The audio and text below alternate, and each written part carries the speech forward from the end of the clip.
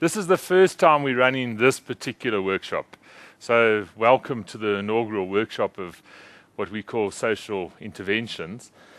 And it's not just about social media. I think that's the most important thing to understand today is that this is not about the technology. This is more psychology and the thought processes behind it and the thinking that needs to go into it. Because when you leave today, the most important thing you can do is be the change agent within your organization to make sure that there isn't only a few people doing it. And as you said, Michelle, make sure that you're doing it yourselves. And there's a place for the agency. I mean, before I go stand on too many toes, which I normally do, how many people do use agencies to outsource their social media in the room here? Okay, right. So just as the disclaimer, agents are wonderful for creating content, but not the conversations. So those nice, pretty pictures, the branded stuff, all that, agencies do that wonderfully, and there's still a place for them. But when it comes to the actual interventions and the conversations that happen, that's where you need to be involved, as you said there. Okay. Only you can do it because it's your story and it's your authentic message. And that's the most important thing. Because if it's not authentic, you're wasting your time. Bottom line. You just, honestly, it's never going to connect with people. And you're going to be just like another Fortune 500 company that lost its place on the Fortune 500. And that's why they lost their places, because they didn't listen, they weren't connected, and they thought that it was the big brand arrogance that happened, and they just slipped. So, and we see that happening more and more and more in this connected world. As I say, our job is to make change, and Seth Godin said it beautifully there. If you realize that your purpose as a person is to leave people better than we found them. I always say, and he didn't say it big here, but leave is the operative word there. So we train an entrepreneur, we can only hold his hand for so long. At some stage, you've got to leave this person, and they've got to go on their own. And you've got to know that your job is done because you left them better than you found them. Because then there's the next person that you have to find and leave that person better than you found them. So it's a continual progress. You can't hold them forever. And the quicker you leave them, the quicker they're going to grow, as we know from the fishing story and those sort of examples that are out there. Teach them to fish, make sure they can do it, and leave them. To interact with them in a way that leaves them better. So how do we interact with them? And that's what we're going to be looking at this morning. How are we actually going to interact with people? How are we going to make sure that we're leaving them better than we found them because of the interaction and the intervention we had with them? And what is the best way to communicate with those people? We'll make sure that we'll look at that. And remember that this is the taster session. Although, Symphonia asked that we make this the taster session, I can tell you that some of you will go away from this morning and your brains will still be cooked because you'll have too much information. And it's not just that you'll have a lot more than the taster. But if you can imagine, this is the taster session. The actual session takes you through a 2-day process. And it's probably in your life, the most difficult thing you could do is the 2-day session. And because that basically is a social media on steroids with steroids added. We take you through the most intense process that you could ever imagine in 2 days, and it's not about social media, it's all about communication. And it's about finding out who you are, who the people around you are, and who the people out there in the world are. And to understand them and to connect with them and find out how to connect with them. So often when I present, people say to me, everyone's looking at their screens, no one's looking at you. See, I'm not excited when people look at me. I'm excited when I see a glow on their face from the screen that they're looking at, because that means they're connected with another part of the world. Because if I'm not exciting enough, which is fine, I'm quite happy with that, there's someone out there that's more exciting than I am. And I want you to connect with those people. Because that's the way our children do it. When they sit there and they're having the best party ever. Okay? It's because they're connecting and they're hearing the music. But the most important to them is the connected world that they connected to. And that's what we've got to try and understand. The people that we're trying to have a conversation with, who are they? How do we understand them so that we can connect with them? That's the bottom line. So we've got to look at trying to understand who's out there, how do we connect with them? So our job is to build a community. Now, I don't have to tell you that because most of you come from NGOs and you understand the value of a community. But what I can tell you is that there's community in your DNA.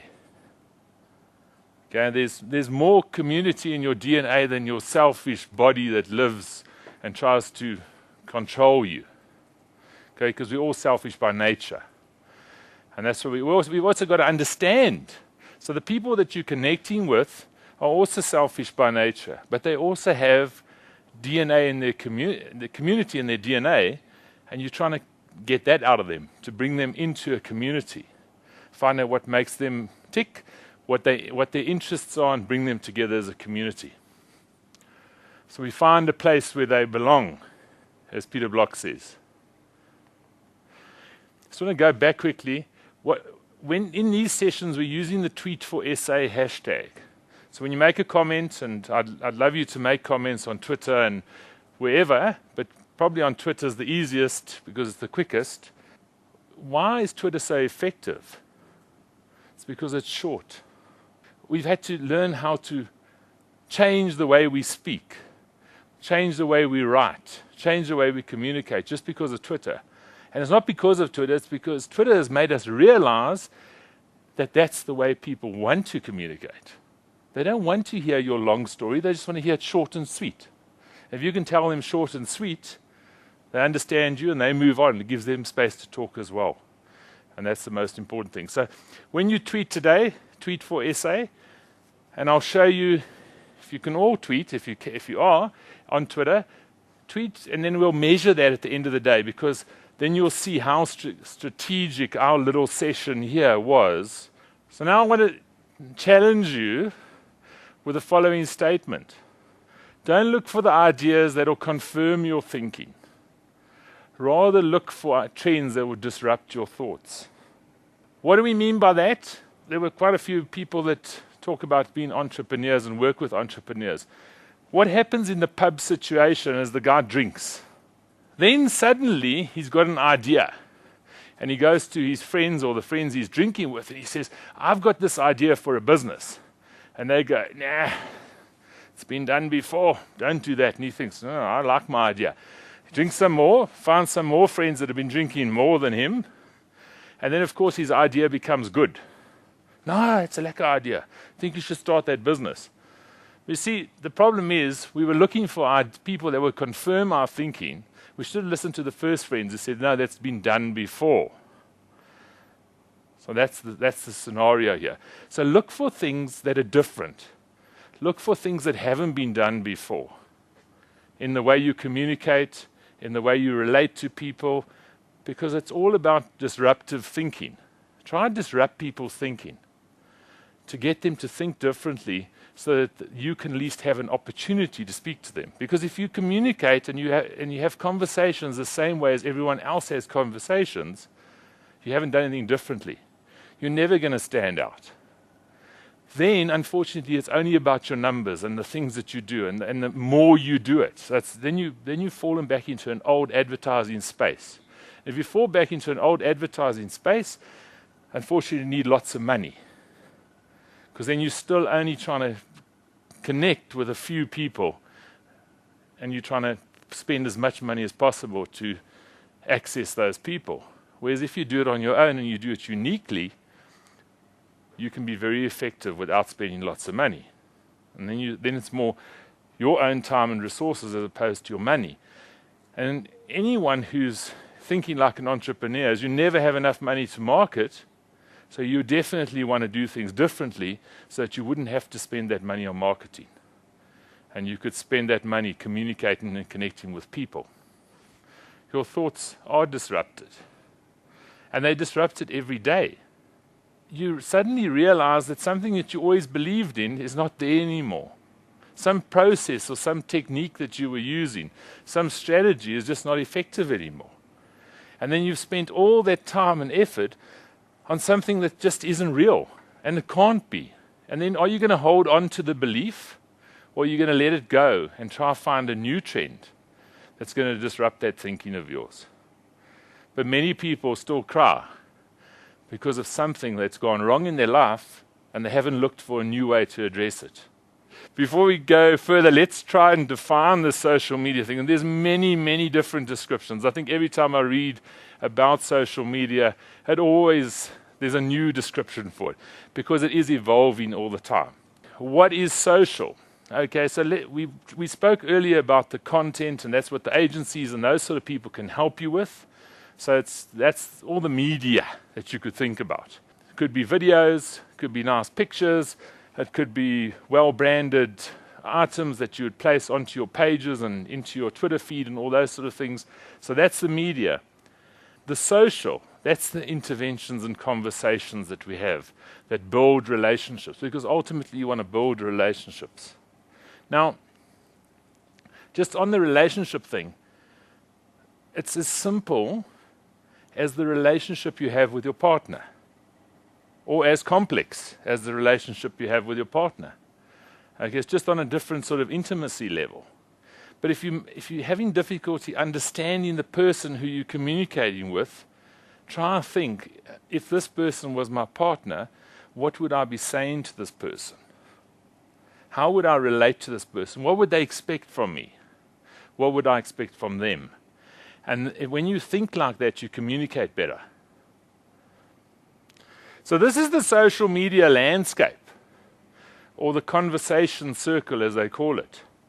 And it's huge and it's complex. There is Facebook. And over here is Twitter. Somewhere here is things like LinkedIn and Pinterest. And they're all scattered in different places. And everyone wonders, what are we going to do? And where are we going to play? And where's our strategy sit around? Well, there's only one strategy that you need, and that's you. Without you, you just haven't got a strategy. You just haven't got a social media. Because what are you doing then? And it's funny, and we laugh, but there's many people who try to do it without the you. Or there's the people that put all the emphasis into one you. So there we look at an example like First National Bank, where they say, Michael Jordan, it's fine, you go play. And everyone goes, oh, yeah, he's doing such a great job. No, he's not doing a great job at all. He's doing a great job for himself, and he's building his own brand effectively, but the rest of the company fails in social media. And I don't mean as a brand. They've got quite good communication through their RB Jacobs platform. But the rest is a big disconnect with all the staff. So you go speak to anyone in First National Bank, and they'll go, social media, yeah, Michael Jordan does that, and RB Jacobs does that. Where's the rest of the people? So be careful that if you want to lead the way, be a proper leader and get everyone to follow you and move with you.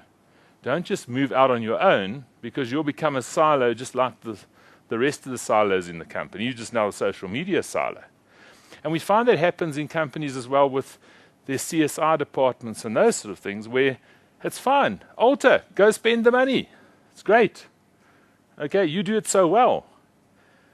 But what happened is no one in the company cares about what everyone else does. And if you're going to isolate yourself, that's exactly what's going to happen. They'll let you carry on. My friend at Deloitte, David Graham, is just the same. They've allowed David to play, and everyone goes, oh, David plays so nicely. Yes, he does. But where are the rest of the people from the company? They don't play at all, because David's doing it for them. And what's effectively happening is David's building a fantastic brand, just like Michael Jordan built a fantastic brand, but there's no one following them. And by the time they realize that that is the way to go, Michael and David are so far ahead of them that they can't catch up, and they feel like we're lost in this process and we can't get there. But one thing I want to tell you is that it's never too late. Social media, you can, if you haven't started yet, it's fine. You aren't too late, because you're looking for niches of influence. You're not looking for broad influence. You don't want to become Barack Obama because he has a lot of problems. Okay, so you don't want that sort of problem, so go for your niche where you have influence. You're not trying to be everything to everybody. And that's the most important thing to remember. When we talk about you as the person, we're not just talking about you, we are talking about you personally, or me in your case, and the other you is the person you're going to connect with, not the millions of people that you think you're going to connect with. So it's you connecting with another person. Because you can't, we know, coming back to the normal relationship thing, it's not very effective when you have a relationship with more than one person. Now, we're not saying only have a relationship with one person, but when you think about the relationship, it's thinking about that one person. How are you going to connect with that one person? When you've learned to connect with them, another one, another one, another one, another one, another one, and so you build your network. We'll look at the type of people you want to connect with and who you're looking at, but it's about finding relationships that are going to build strategically to benefit you, your cause, whatever you're trying to get out there. And it's all about this little ecosystem. So we mentioned the me and the you, and it is very me and you, and it is very egotistical. But if we don't understand the me's and the you's, we will never understand how to connect with people. So again, coming back to the personal relationship thing, you meet this person, you try to find out how to understand them. What are their needs? And one of the ways of finding out what their needs are is to listen. Okay? It's easy to talk, but if we start listening to people, it becomes far more beneficial to us because we understand their ecosystem and how we can fit into their ecosystem. And that ecosystem is them and the people they talk to. Why are we doing this? To connect with people. We're not doing it to force our agendas on the people. We're not there to force our product or our service on people. Okay? We want to find out what their needs are. More importantly than what our needs are. So if we go into social and we think, this is great, we're going to be advertising to people, we're going to be telling them about what we do, we're going to be asking them for their money, we've missed it. We haven't built a relationship, and it's like a bad date. You know what a bad date is? When the person goes on a bad date and he just talks about himself all the time. Are you going to have another date with a person? It's doubtful. And that's exactly. Now remember, on social networks, you're not even going to get that feedback. It's just kind of like too much information, move on, next person, and you won't even know that they've dissed you. It's like, that's it. Because you didn't care enough to listen, why should they even care enough to tell you why they left? I mean, really? The impression was you weren't listening, so why did I even have to tell you I left?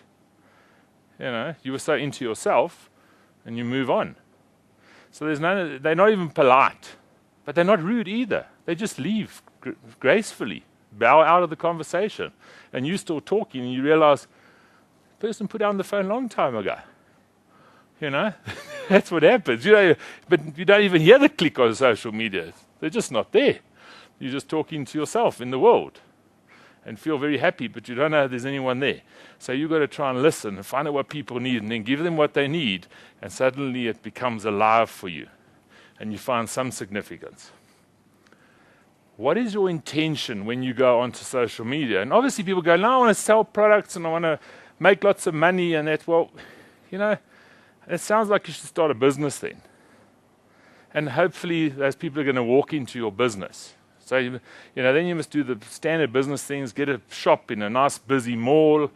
Hopefully that you've got nice window displays and they're going to come into your shop.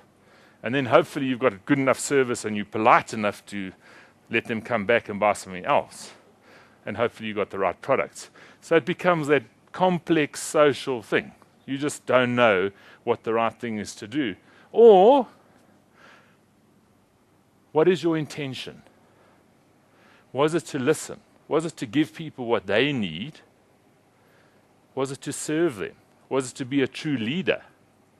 Those are your intentions. Your intention becomes the perception for the other person. So if you want it to be the punk, and that was your intention, they will read you as the punk. And that will be the reality for the other person of who you are. Or the business-like person, or if you wanted to be Bear Grylls, you want to be the big tough guy, Marlboro man, Camel man, whatever, that's cool. It becomes their reality. And perception is formed very early, and it's your, that old saying about you'll never get a second chance to make a first impression. Or just think of your family. You can be a huge success now. But when you broke all the windows in the house when you were 6, they remember you like that. They remember you as the naughty person. They don't remember you as the new successful CEO of the company. They see you as bad, nasty, smoking, drugging, whatever you did that gave them the perception of who they think you are. And you can't change perceptions. Sometimes it happens, but you just take the family as an example. Very difficult to change the perception of who you are with your family. And that's people. So if you've got the wrong intention, they see that and they'll never forget that. So make sure your intention is correct from the start, and then it's so much easier. When your intention is correct, you communicate more effectively. So make sure it's simple, easy to understand, and we'll look at the intentions through things like our bios and that sort of thing in a few minutes, just so we can understand how people think and how they perceive us. So your action speaks so loud, people can't even hear what you're saying. And that action is just your intention often to say, hey, I don't want to listen to you. I'm more into myself and my own ecosystem than I'm into you. And they'll know that. You don't even have to tell them that. You don't even have to post a tweet. You don't have to do anything. Just by who you are online, they will figure you out. Just by reading your bio. Just by seeing previous tweets. Just by looking at your photo. And that's what you're trying to create here. What is the package that you're showing to people? By your bio, by your picture, by your company's intent out there. When that is packaged correctly, everything else falls into place. And that's what you've got to get right. When you don't get that right, and you listen to your agencies and the experts out there, and they go, you should be doing this, but you know it doesn't feel right to do that, then it is not right. It's as simple as that. Don't listen to the others. Listen to yourself. And if what the others say to you resonates with you, then it's great. Okay? If what they're saying to you is really radical, then you should also think about that as well. But it must, at the end of the day, be authentically you. So yes, look for the thoughts and the things that are going to disrupt your thinking. But make sure that you love what you're thinking before you put it out there. So don't just let it disrupt your thinking and then say, because that's what people do online. They go, this is like wrong, and I'm going to express my opinion about it. But that's in that moment. Is it true to who you are and who you authentically are? And that's what you've got to communicate all the time. Don't just say something because someone else is saying it. If someone else is moaning about the government, doesn't mean you have to moan about the government. If it's not authentically you, you've alienated your followers. You've done nothing else. They don't respect you for saying something that's not you. So always do the authentic and always say things that are true to you. And there it is. You've just got to listen. It's as simple as that. And then listen, and listen some more, and ask some more questions, and ask some more, and then understand some more, and clarify the questions, and listen some more. And then you'll find out what people want. Because so often, we give people what we think they need, so we've got a fantastic service. And probably your insurance companies are the worst at this. I was working with the insurance company the other day, and this customer service department that I was working with said, our customers don't listen to us. They forgot one of the first rules in business was the customer's always right. And how are we going to know if the customer's right or not? We need to listen to the customers. So if we are so sure that what we're giving people is right, how can we be sure that they know it's right? It probably isn't. We just need to listen and find out what do they want and give people what they want. Because then you don't have to be the hard-selling person. You're finding out what they want and you're addressing the need and you're becoming their friend and you're building a relationship. Because if you didn't want the Movember on your boyfriend or your husband, okay, but he's so sure that you would love him because he's supporting the cause, okay, there's a bit of a disconnect. He needs to find out, and you need to decide as a couple, should we participate in this Movember thing or not? And then what is the reason for you participating? You know, if you need to go and do a test, well, go and do a test. You don't have to grow a moustache to do a test. And if you need to give money to the organization, give money to the organization. You don't have to do something funny on your face to align yourself with the cause. Because I'm sure that they would appreciate you doing the test or giving the money more than they would some funny thing on your face. Okay? So it's always about what does the other person want. It's not always about you. So if you just operate in the you without understanding that it's me and the you on the other side, well then you're just you may as well just do your own thing. But probably doing your own thing would not be a good idea on social media because you're just wasting your time then. So you've got to find out how to use your time effectively, and the only way to use your time effectively is find out what people want. So use your big ears, and not so much your mouth.